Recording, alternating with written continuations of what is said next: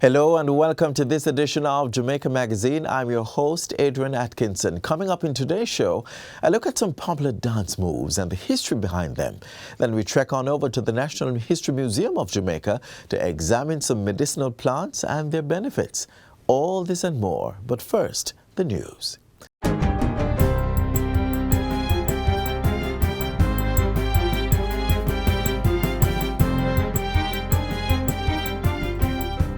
Good day, I'm Stephen McHugh, and this is your JIS News for Tuesday, February 21, 2023. The global tourism sector has adopted three key recommendations to strengthen and enable future sustainability. They were adopted in the Kingston Declaration for Tourism Resilience and the Future of Tourism. This took place at the Global Tourism Resilience Conference in Kingston last week. The recommendations took into consideration the impact of COVID-19, which serves as a harsh reminder of the indispensable necessity to build resilience. The recommendations include reigniting global South relations using tourism as the driver and beginning with Africa and the Caribbean. There is also the establishment of a Global Tourism Resilience Fund to support tourism-dependent nations in periods of disruption. And the final recommendation urges labor markets to reignite recovery that does not leave tourism workers behind.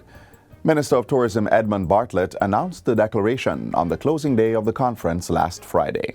We call on all stakeholders in the tourism industry, including governments, the private sector, academia, civil society, and international organizations to support the implementation of these recommendations and work together to build tourism resilience and promote the sustainability of international travel and tourism. Meanwhile, in a chat with CBS News' Peter Greenberg, Minister Bartlett said the Global Tourism Resilience and Crisis Management Center would be developing a barometer to measure the level of resilience in countries, organizations, and companies. This is very important because that's going to give valuable information for huge management decision-making, also for investment decisions. Government has provided $868.4 million to start coastal protection works in Annotto Bay, St. Mary. The provision has been made under the Jamaica Disaster Vulnerability Reduction Project. The aim is to enhance the country's resilience to disasters and climate risk. The money has been allocated in the 2023-24 estimates of expenditure. For the upcoming fiscal year, the project will continue work on and around the Big Pond Myton Gully Drain. The Hart NSTA Trust, Management Institute for National Development, MIND, and the University of Technology are among institutions that will facilitate training on the new building codes. In addition, the project seeks to complete a 3-year research fellowship on seismology and complete the National Risk Information Platform, microzonation study, and coastal assessments. The project is being implemented by the Jamaica Social Investment Fund with financing from the International Bank for Reconstruction and Development and the Government of Jamaica. Achievements so far include the construction of 3 major fire stations in Montego Bay, Port Maria, and Yallis. The Port Royal Street coastal protection work has also been completed, in addition to the Ecosystems Assessment Report, drafts of the revised Jamaica Fire Code, and the Jamaica Building Code. Infrastructure works and outfitting the seismic unit at the University of the West Indies have also been completed. The Rural Economic Development Initiative, Ready 2, has been given an additional $631.7 million to fund activities during the upcoming fiscal year. The project aims to enhance access to markets and climate-resilient approaches for targeted beneficiaries in the tourism and agricultural sectors. The provision is contained in the 2023-24 estimates of expenditure. Among activities to be undertaken is the rehabilitation of a cold storage facility in St. Mary and a honey bottling facility for bee farmers in Hanover. Irrigation infrastructure sub-projects are also scheduled for completion at Plantain Garden River and Ebony Park. In addition, a PV solar system will be installed at the Plumwood Pumping Station, while capacity building, seedlings, and chemicals will be provided to agriculture and community tourism enterprises. The project is being implemented by the Jamaica Social Investment Fund, JSIF, with funding from the World Bank and Government of Jamaica. The Ministry of Education has obtained Microsoft 365 licenses that will now be available to more than 500,000 students and teachers in public educational institutions. The licenses were procured at a discounted cost of approximately $52 million per year for maintenance. It's being done in partnership with Innova Solutions, a leading Caribbean provider of IT solutions, and Microsoft. Portfolio Minister Favour Williams says access to the software is part of continuous efforts by the ministry to close the digital divide. By using the moeschools.edu.jm platform, instructors and students can access the application and download it on their PC or Mac, as well as their iPhone, iPad, Android tablets, and smartphones. We're happy to note that 438 emails have already been sent to students and educators at their moeschools.edu.jm email accounts. We're here to encourage those of you who've received the emails to please log on, open, and follow the steps. Minister Williams was speaking at a recent meeting with secondary school administrators at Excelsior High School. She says this is a step towards applying practical technology in the education policy. You do not have to bootleg anything anymore. You'll have a proper version of Excel, Word, Teams, and all of that at your disposal that you can use, and you don't have to worry about the cost of all of this. And finally, members of the public are being urged to practice water conservation in light of limited supply of the commodity. Information from the National Water Commission, NWC, indicates that continued drought conditions have impacted inflows to several surface water sources.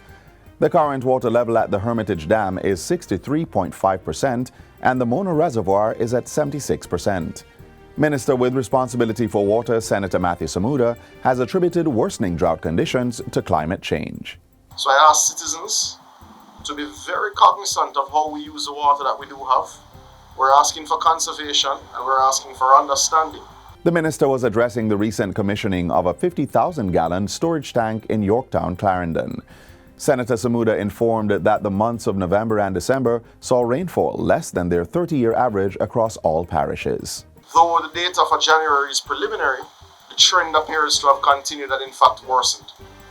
We had expected and hoped for greater rainfall earlier in the year. We have not received it. The NWC has commenced 12-hour water restrictions across the Kingston and St. Andrew region as part of its conservation efforts. Persons may visit the NWC's social media platforms for details. And that's it for JIS News Today. I'm Stephen McHugh. Thanks for watching.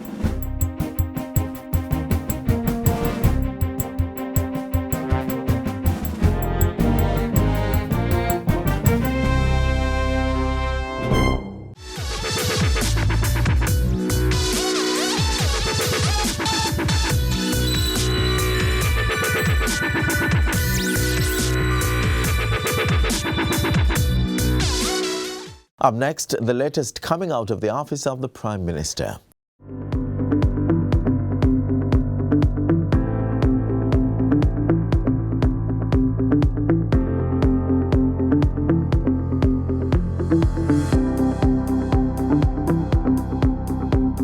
The week that was saw the Office of the Prime Minister taking part in several engagements both locally and internationally. I'm Anthony Morgan and you're tuned in to Jamaica House Weekly. The highlights are next. At the top of the week, states of public emergency SOEs were declared in 3 additional parishes, all of Clarendon and St. Anne and the Kingston Western Police Division. Prime Minister Andrew Holness released a statement explaining that the new SOEs had become necessary following a surge in criminal activities in those areas. They took effect at 12 a.m. on February 15 and will be operational for an initial period of 14 days. Since the start of the year, the Kingston Western Police Division has recorded the highest number of murders and shooting incidents across all police divisions. The Clarendon Police Division has the 3rd highest number, with a total of 15 murders and 4 shooting incidents between January 1 and February 12, 2023. The St. Anne Police Division began the year with 50% fewer murders in January 2023 than in January 2022. But that was reversed with an overall 22% increase in murders as of February 11. 3 murders were recorded in January 2023 and 6 within the first 2 weeks of February, a 100% increase in gun murders in half the time. Prime Minister Andrew Holness says organized gangs are the main source and cause of the violence that is leading to fear and terror in some communities. In response, he says the government's main priority is to use all lawful and constitutional measures to protect the lives of innocent citizens. On Wednesday, the Prime Minister turned his attention to regional and international affairs as he endorsed a Caribbean and Africa alliance to unlock the tourism potential on the continent. It was one of the focus areas at the historic Global Tourism Resilience Conference in St. Andrew. This conference presents an opportunity to holistically engage the needs of African destinations and to better understand the efforts, resources, and investments that need to be directed towards meeting them. Mr. Holness stressed that all efforts must be made to protect the tourism asset, pointing out that the COVID-19 pandemic had created a shift towards sustainable tourism across all segments of the industry. It is crucial to invest in human capacity building and support small businesses and local communities to achieve competitiveness and to ensure equitable economic growth. Public-private partnerships will play a crucial role in building tourism resilience, and governments must work with the private sector to implement policies and strategies that enhance the sector's capacity to respond to crises. The semi-virtual three-day conference was held at the University of the West Indies regional headquarters. Approximately 200 in-person participants featuring 40 international speakers attended.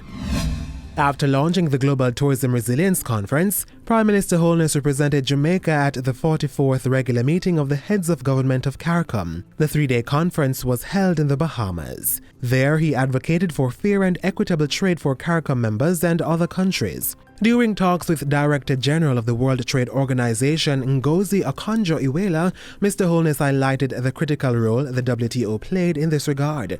He also shared the need for greater cooperation and partnership among CARICOM member states to overcome the challenges facing the global economy.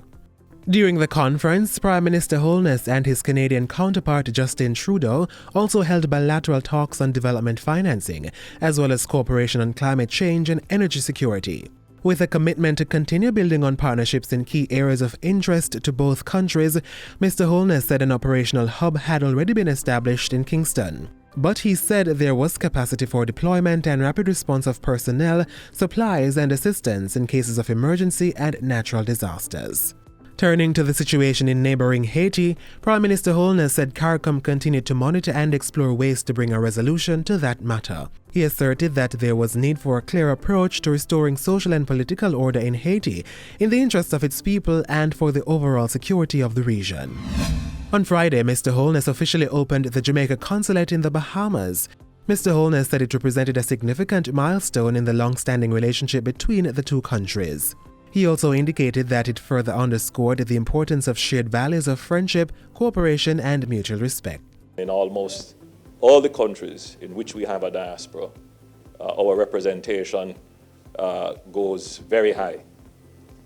We have Jamaicans in politics, we have Jamaicans in the clergy, we have Jamaicans in the judiciary and law, in business, in education, in commerce, and I'm certain that it is the case here in the Bahamas.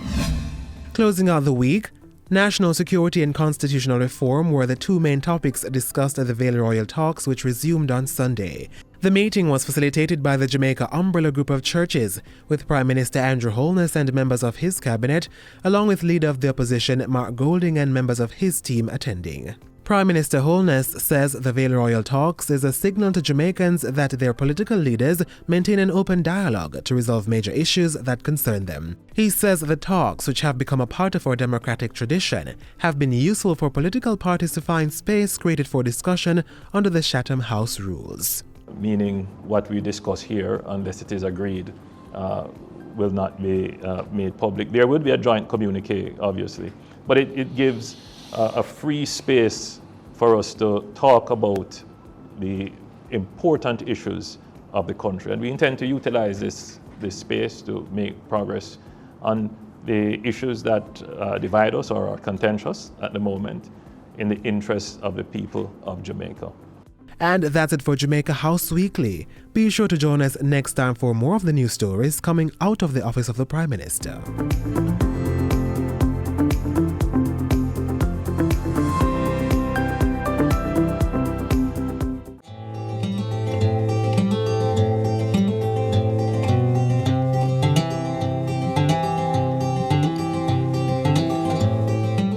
As we continue to celebrate Jamaica's most popular original music creation, reggae, I'm reminded that the evolution and expression of music has always been tied to dance. So let us now look at some of our rhythmic moves and the heritage thereof. Shall we dance?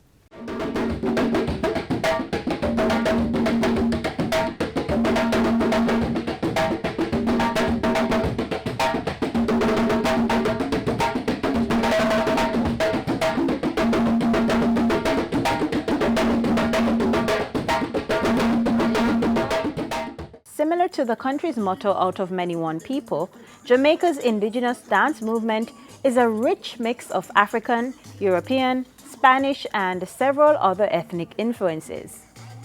A shoulder movement from the British, hip roll from the Africans, and so on. All gyrations and synchronized rhythmic stepping, locals have merged to birth new dance styles. Indigenous means that it was created here. It's native to the space. I call some things indigenous formalized. They're indigenous, and all these indigenous things, like, for example, gere. They say it's a creolized form.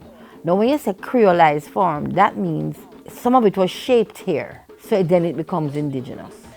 So there are quite a few others.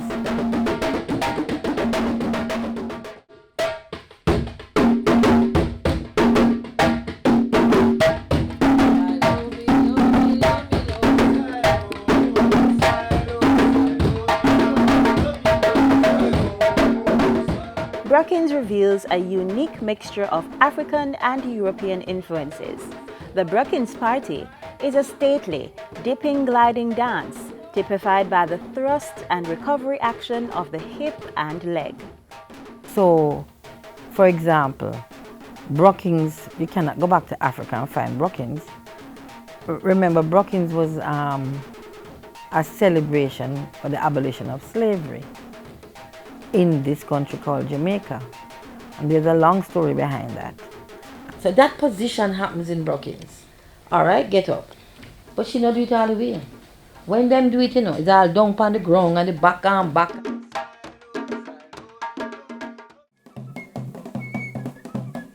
This band of masqueraders scare a few, especially children.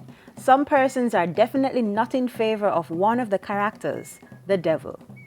John Kunu goes as far back as slavery, but at that time, the bands were very large and elaborate. The musicians would play tunes of well-known traditional songs on the fife, accompanied by bass and rattling drums, shakas, and graters. Their primary dance movement is to prance, behaving wildly as they try to evoke fun or mockery.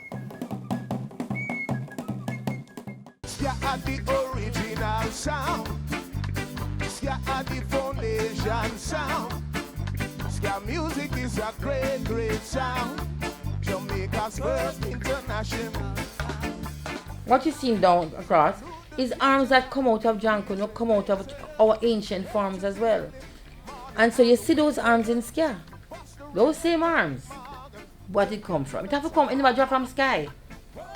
It come from our ancestral memories, our heritage, and it bleed beautifully into modern day times, into what we call popular dance. Dancehall in the 1960s, a popular dance then was the ska. Oh yes, skanking was the movement partygoers would do to the rhythm of the similar name, ska punk or hardcore punk. Jamaica's first international.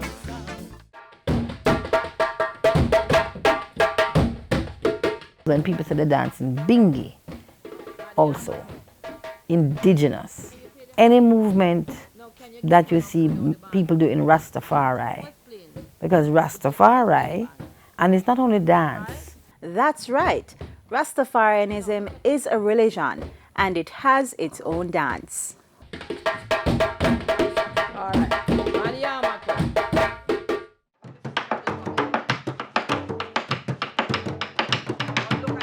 although African Kumina has been here for so long, it is a tradition in the space. Kumina was not created here. It is Kikongo.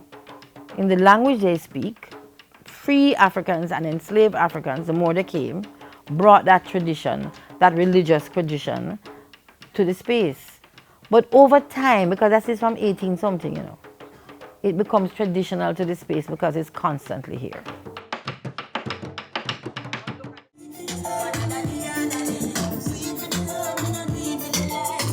Dance hall is indigenous. Everything in dance hall is indigenous. And so everybody should be saying, anybody who dance hall should mention Jamaica. Because Jamaica is who created that cultural space that has in it dance. Dance hall goes right back to Africa. And if you go online now and you look at Africans doing dance hall, there's a slightly different flavor to it. But there's a use of bottom, there's a use of, the use is similar. So some things, you know, are what Kamau Brathwaite, the writer from Barbados, says tide electric. In that the tides of the ocean bring it come, and sometimes the tides of the ocean carry it back. So if you look at dancehall, you know, the ocean bring all of this African, and then sometimes you see it carry back, and dancehall is in Africa now as African dancehall.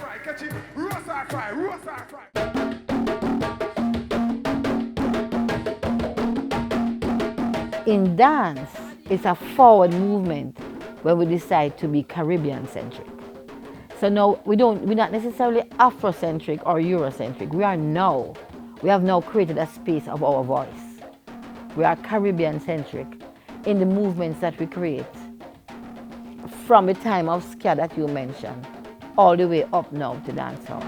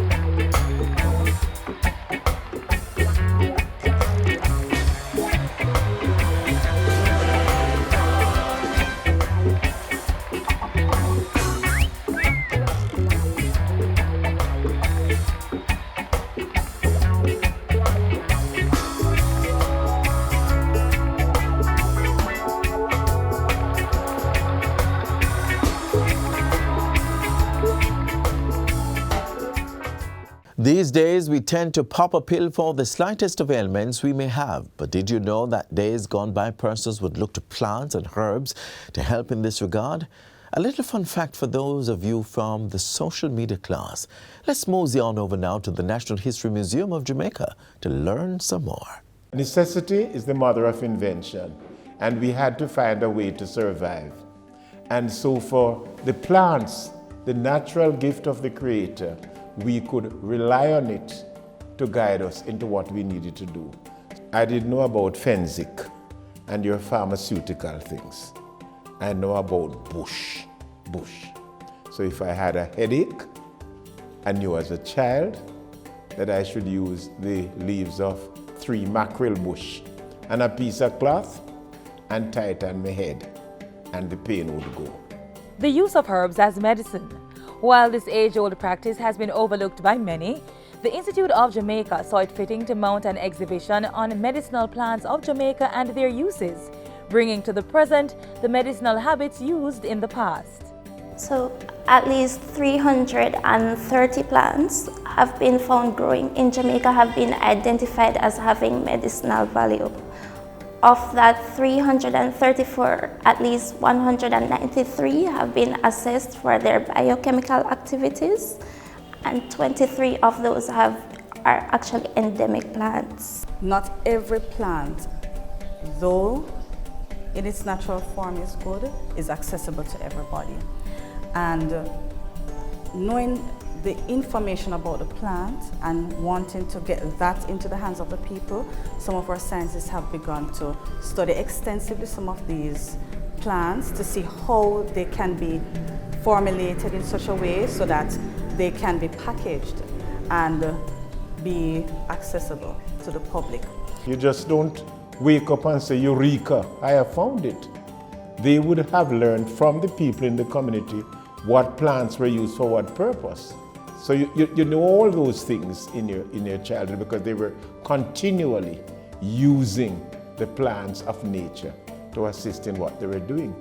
Ever since I was a child, my mom always said me go break a piece of bush to make tea if the tea bag run out. But what was I getting out of it? I had no clue. And sometimes people say it worked, some other people say it didn't work. So that's why I really did the research to find out if these plants actually work. So we started only making butterbrush, which is also known as Callistemon viminalis. And then we broadened and we focused on lemongrass. We focused on most of the herbs that are used by native Jamaicans to cure different ailments. In addition to the showcase, students from the Dunrobin, Chetola Park and the Rollington Town primary schools were scientists for a day as they participated in one of the institution's monthly and afternoon with a scientist sessions. Modeled around the Ministry of Education's academic calendar, the mandate of the program is to expose students to and encourage an appreciation for different disciplines of science through fun-filled scientific activities. I've been promoting entrepreneurship, especially in the medicinal plant industry. So one of the things I do is to give back. So I volunteer even at my children's school. We have an entrepreneurial club where I teach them to make different products from plants. I learned that they can use herbs to make soap. It was very exciting because I got to see what dangerous chemicals they use in it and how is it correct to go on the skin. First, we had to put some coconut oil in like a metal cup. Then we had to put shea butter in it and melt it. And then we put it in sodium hydroxide. And it was very, very, very hot. I spilled it a couple times, but it was okay, just a little clean up. And it began to get thick, so I was like, what should I do now? And she was like, just mix it, it's normal. And then we got to put what we want in there. I put charcoal in there, and then I made a swirl in the mold. It was a very good experience. I'm so happy our students were able to participate in the activity held here at the Institute, where they learn more about medicinal plants. I believe it's very important for them to know that the plants that are found right there in their backyards can be used for healing of ailments that they'll have, the common cold, whatever the ailment may be. This is what I would like to engage the people in. Go back to their communities and learn how people lived, a generation which came out of slavery, could neither read nor write, and yet they were able to contain themselves and to live. We want the students to have some respect for the heritage of this country because it is going to guide you to the future.